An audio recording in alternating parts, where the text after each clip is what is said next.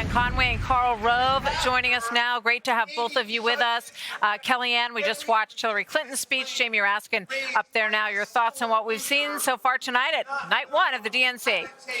Well, of course, Joe Biden should be the focus. I don't understand why he's speaking so late, if at all.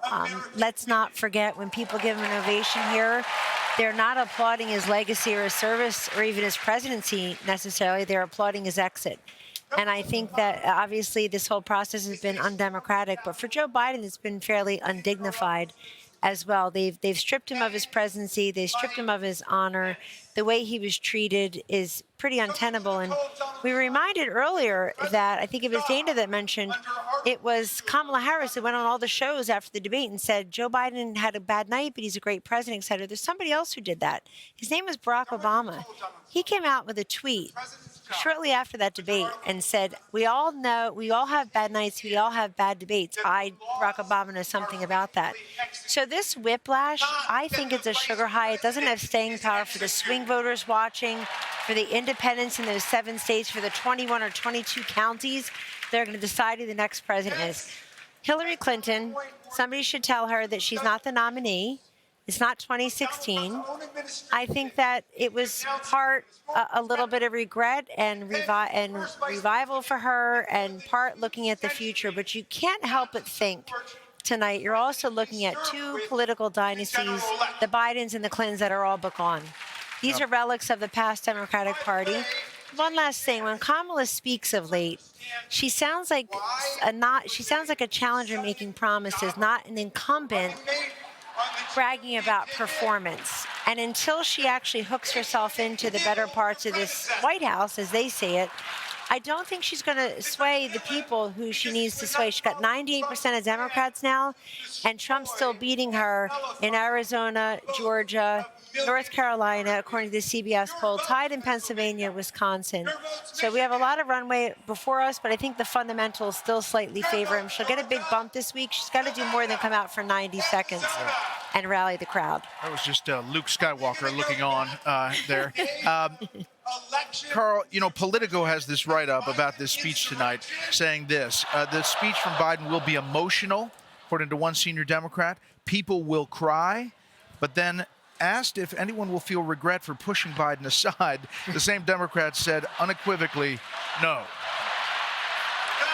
Yeah, no, there's a palpable sense of relief among this crowd. In fact, you saw that in Hillary Clinton's speech, it was sort of low energy at the beginning, but the more she focused on Kamala Harris and what that represented for the future of the Democratic Party, the more energetic the crowd got. I mean, let's not kid ourselves. Tonight is going to be a bittersweet moment for Joe Biden. They're going to treat him with respect, but they're going to be grateful that he came and spoke late in the evening and that he's going to be gone. And that's going to determine, that sense of relief is going to determine a lot about this convention. For example, I don't think we're going to see a lot of policy because, and we're certainly not going to see any concern by the left of the Democratic Party about the flip-flops that Kamala Harris has been involved in. I was against fracking, and now I'm for fracking. I was for Medicare for all. Now I'm against Medicare for all. There's not going to be any of that concern because, again, they are relieved that they were facing certain disaster and an electoral defeat, and now they think they have a shot at it. And as a result, I think we're also going to see a big emphasis on the persona and the personal values and sort of vision of Kamala Harris. And we're not going to be sitting here with, you know, a lot of detailed, big policy issues that are going to be driving the convention. It's going to be, she was a prosecutor, she was the attorney general, here are the skills that she brings to the fray, here's the vision and values that she's got. It's not going to be a lot on policy because they don't care about policy, they care about winning. And Britt made the observation at the beginning that it used to be Republicans fall in line and Democrats fall in love. Well, Democrats are both falling in love and falling in line tonight. Yeah, Britt, back to you. Tonight, one of the big blocks is for reproductive freedom, and it's interesting that the banner this evening is for the people. And we just heard Hillary Clinton talking about freedom and what that means. And that translates in this room a lot to the freedom to have an abortion across this country. And it uses what I think is one of the most annoying and obnoxious of all the euphemisms for abortion, which is reproductive freedom. It's a abortion is about a lot of things. It's not about reproduction. It's about avoiding reproduction.